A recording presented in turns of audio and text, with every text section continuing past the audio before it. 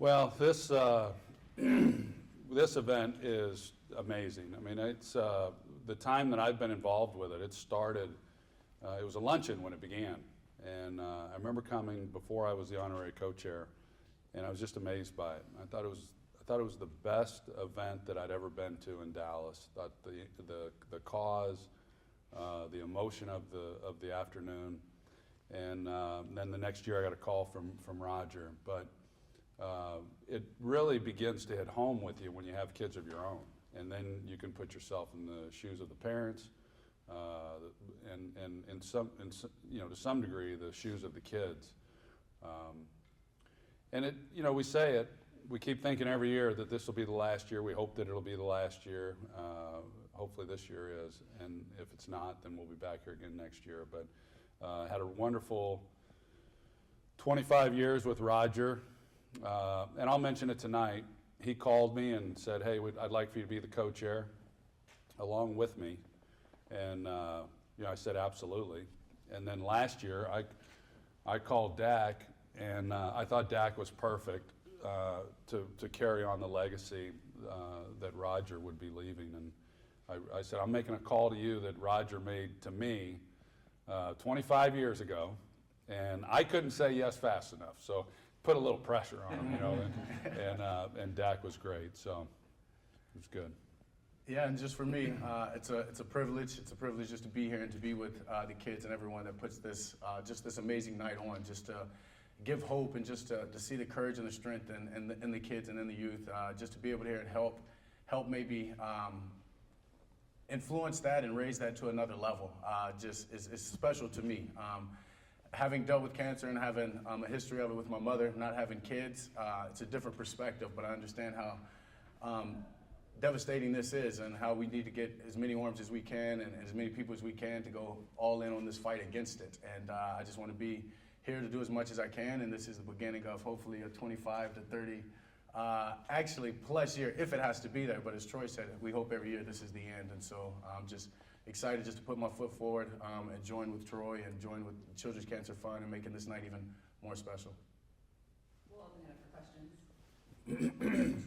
For both of you, talked before about, again, just how this event's part of the fabric of Dallas now, and Roger part of this and everything, and the money it raises. But just each of you individually, just maybe conversations you've had from this event or doing this work, just leading up to this, that are meaningful to you on a personal basis, that go beyond just what it raises overall. I've met a lot of people through this event, and it seems like each year you run into a lot of the same folks. And I find that around Dallas, quite honestly, at the various charity events. It just seems like the same people are the ones who keep giving and giving and giving. My time with Roger, I was telling Jennifer back a few minutes ago that along with the cause and the raising the money and doing all that, I mean, the kids they're the rock stars tonight. It's wonderful to celebrate them. It's always a special night to see those kids and let them shine, and it's fun. You've seen it. It's pretty amazing. But in addition to that, the highlights for me has always been my time with Roger, and it was always when we did the model reveal, and then when we would do this event tonight. Those were the two times that every year I knew I was going to run into Roger and get a chance to spend time with him.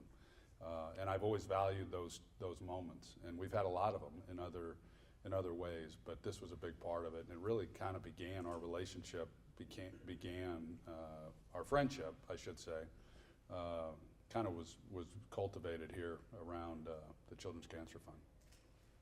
Yeah, for me, it's obviously first year being the chair, but in the past, been coming 3 years or so. Haven't come my rookie year, and then coming back. I walked a kid the first time. Then I got to come back a couple years later and see him, and he was here.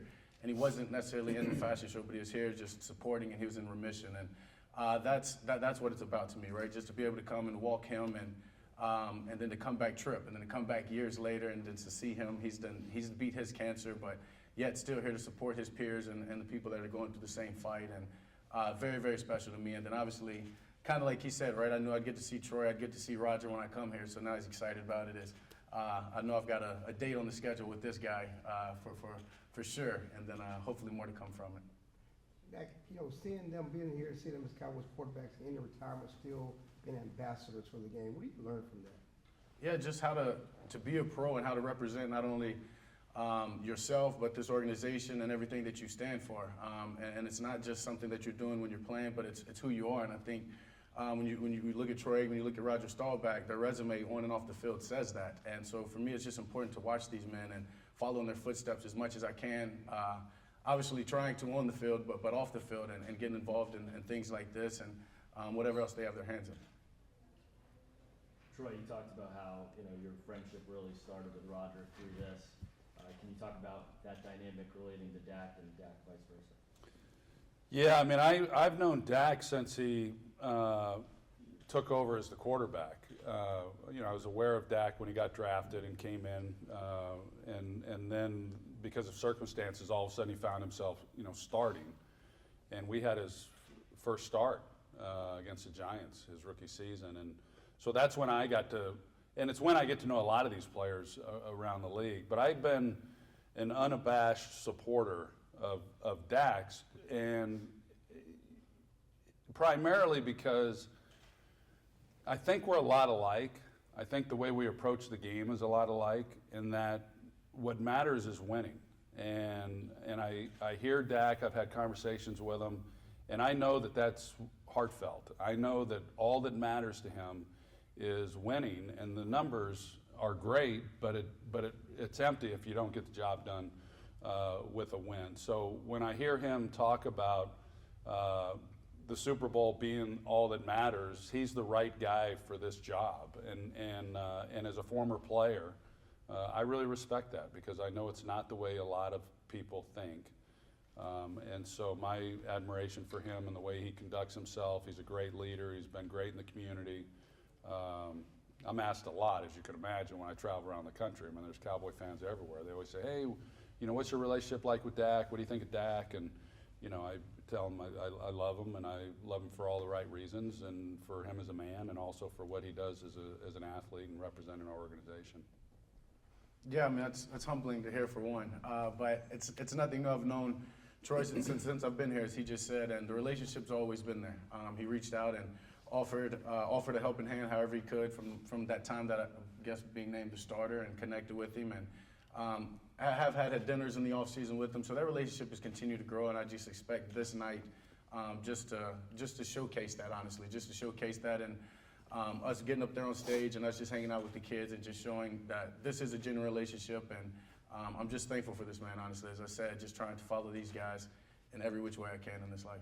Now I will say, there are times when you guys behind those cameras start, say something, and I say something, and then it's kind of blown up a little bit, and hey, well, then I'm reading in the headlines, and I've called Dak, and I've said, hey, Dak, let me just clarify, and I always hate kind of doing that. Let me clarify what was said, and he's always been fantastic about it. So I get caught sometimes in some of those situations that Roger never had to, because he wasn't broadcasting. Yeah.